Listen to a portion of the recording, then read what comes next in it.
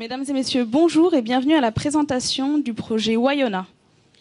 Bonjour, alors moi je m'appelle Valentin et j'ai 41 ans, et oui. Et en fait je suis le directeur marketing de Tesla. Et donc comme vous pouvez le voir, moi j'adore lire, j'ai vraiment beaucoup de livres chez moi, je les compte en centaines.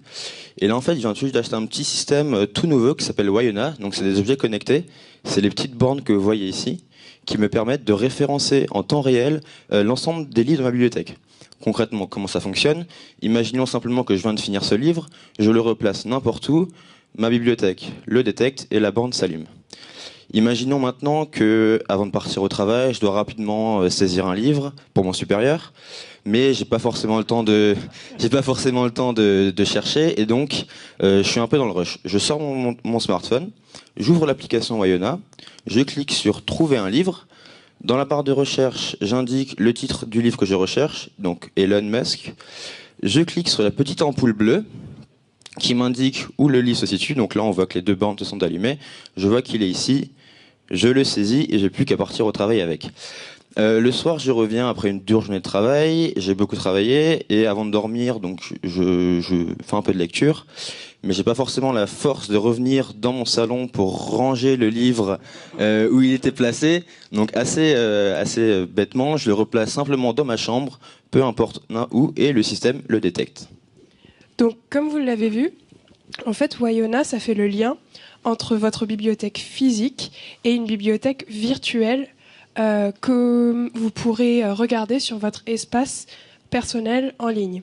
Et ce qui est vraiment intéressant avec le système Wayona, et c'est ça qu'on veut mettre en avant, c'est que ça ne modifie pas votre utilisation quotidienne de la bibliothèque. Vous pouvez toujours prendre un livre, le lire, tout ça, vous n'avez pas besoin de sortir votre smartphone à chaque fois.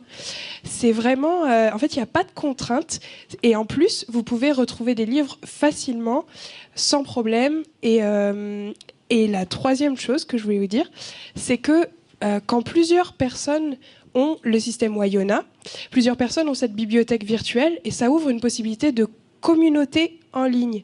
Donc c'est ce qu'on a appelé les Wayo Friends. Et donc vous pouvez ajouter des personnes que vous connaissez et partager avec eux vos lectures. Également, si vous voulez, leur prêter des livres et vous bénéficierez d'un suivi des prêts, parce que ça arrive assez souvent d'oublier à qui on a prêté ces livres. Alors, techniquement, comment ça marche? Chacun des livres est équipé d'une puce RFID à l'intérieur que vous aurez à poser au préalable. Dans les Wayos se trouvent des antennes RFID qui leur permettent de détecter, par mesure du RSSI, la proximité avec chacun de ces livres. Donc chacun des Wayos est également connecté en Wi-Fi à votre réseau de votre maison et à Internet. Et ça nous permet de faire du traitement de données et de détecter très simplement l'insertion ou l'extraction d'un livre et la mise à jour en direct avec votre bibliothèque virtuelle qui se trouve dans le cloud. Alors, je vais vous faire un exemple de la procédure que vous ferez une fois à l'acquisition d'un livre. Je viens d'acheter un livre à la Fnac, bon, j'ai pas de main finalement, mais je mets une puce RFID que j'aurai dans mon pack que j'ai acheté avec les différents Wayos à l'intérieur de la couverture du livre. Là, cette puce, il me suffit de la scanner avec mon application Wayona, de scanner l'ISBN du livre. Alors l'ISBN c'est quoi? C'est l'International Standard Book Number.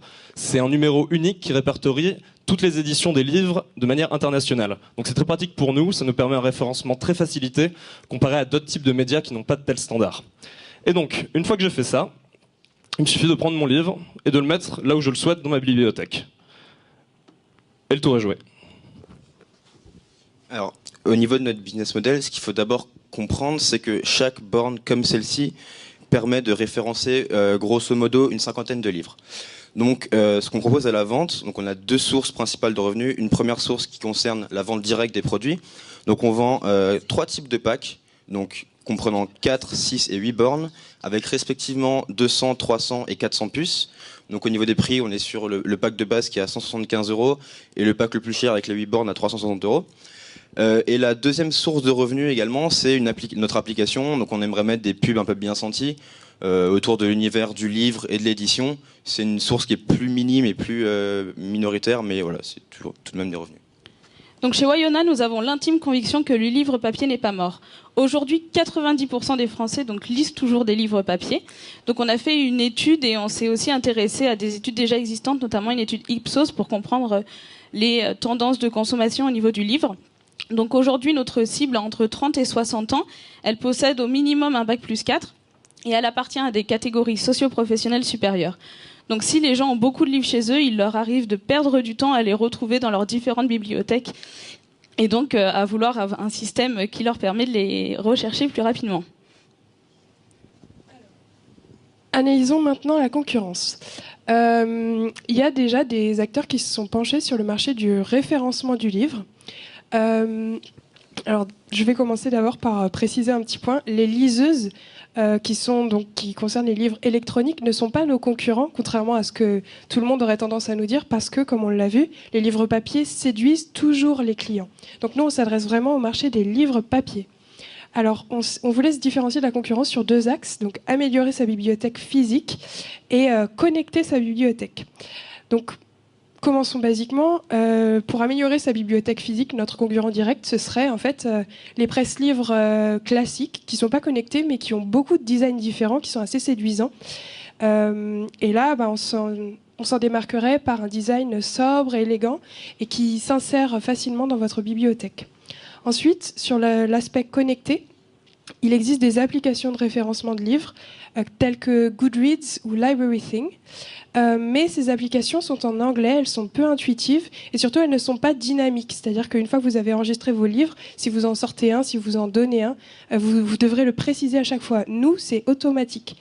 Et finalement, il y a une application qui s'appelle Booksup qui, à la base, voulait faire du prêt entre particuliers de livres. Mais en fait, ils se sont complètement réorientés. Donc aujourd'hui, ce ne sont plus des concurrents, mais je trouvais pertinent de le mentionner quand même. Voilà, donc nous sommes les seuls, grâce à un objet connecté, à vous offrir ce monde autour de la bibliothèque.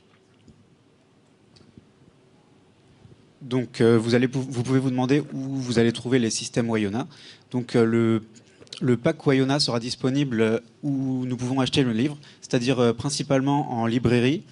Il y a aussi là un espace il y a aussi un espace de vente en grande surface culturelle, en grande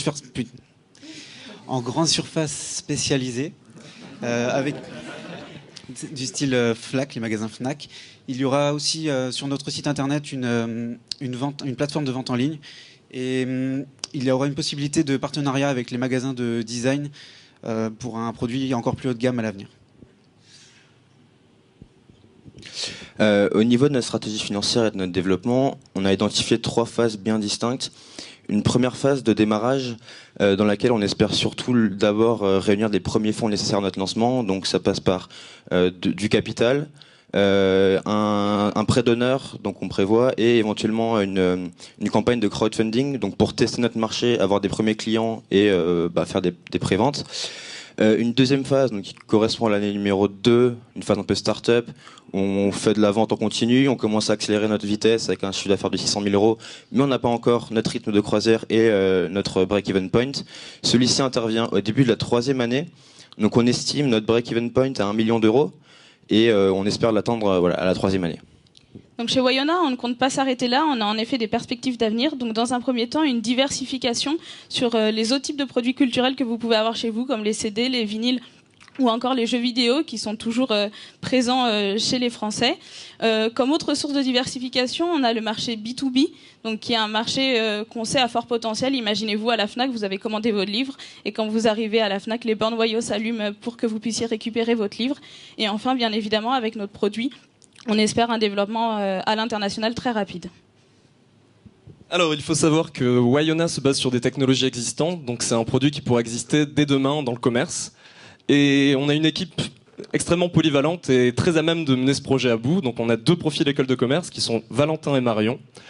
Un designer et architecte d'intérieur au LISA, une école d'art appliqué, et 2 profils ingénieurs en mécanique et en électronique pour s'occuper de la technique.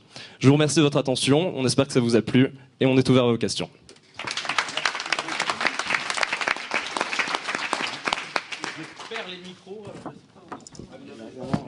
Voilà, il y en a un qui est caché. Voilà, il n'y a pas de puce RFID. Vas-y, tiens. Oui, bonjour. Je comprends qu'il y a une petite phase préparative, effectivement. Si j'ai beaucoup de livres comme vous, effectivement, des milliers de livres, donc il faut mettre une puce par livre. Bon, c'est un petit peu fastidieux quand même. Il n'y a pas des solutions techniques qui permettraient de m'éviter cette étape-là ? Alors en fait, ce qu'il faut d'abord savoir, c'est qu'on puce le livre une fois dans la vie du livre. Donc on peut comprendre que c'est fastidieux, effectivement. On a également repéré une technologie qui est assez prometteuse, qui permet de scanner la tranche des livres et de les reconnaître. Donc elle n'est pas encore tout à fait mature, mais on peut imaginer à l'avenir utiliser cette technologie pour, de manière très simple, simplement prendre en photo la couverture des livres et le système les reconnaît et les classe. On peut aussi imaginer que dans le futur, dans les bibliothèques même, les livres seront déjà vendus avec une puce RFID à l'intérieur. Et donc parce que c'est une technologie qui est vraiment très répandue et ça pourra simplifier la vente. Donc s'il y a ça, nous après on n'aura plus effectivement qu'à scanner les faces des livres et ça sera tout seul. Une dernière chose, vous n'êtes pas obligé de le faire dès que vous achetez le produit, vous pouvez le faire à la petite semaine au fur et à mesure, quand vous lisez des livres. Ouais, question, donc vous parlez dans un premier temps du marché bibliothèque pour les privés, mais est-ce que les bibliothèques type municipales ou autres ne seraient pas inintéressées par ce type de solution aussi ? C'est pour ça qu'on l'a mentionné en source de développement. On sait que le marché B2B, c'est un marché qui a un énorme potentiel. On a voulu se focaliser sur le B2C parce que c'était plus simple pour nous pour faire aussi l'étude, pour comprendre mieux le marché et quelles étaient les attentes des consommateurs aussi en termes de j'ai besoin de ça, je peux prêter mon livre, ça m'intéresse pas. Et en fait, on l'a mis dans les perspectives d'avenir, mais ce sera très rapidement que le marché B2B sera étudié.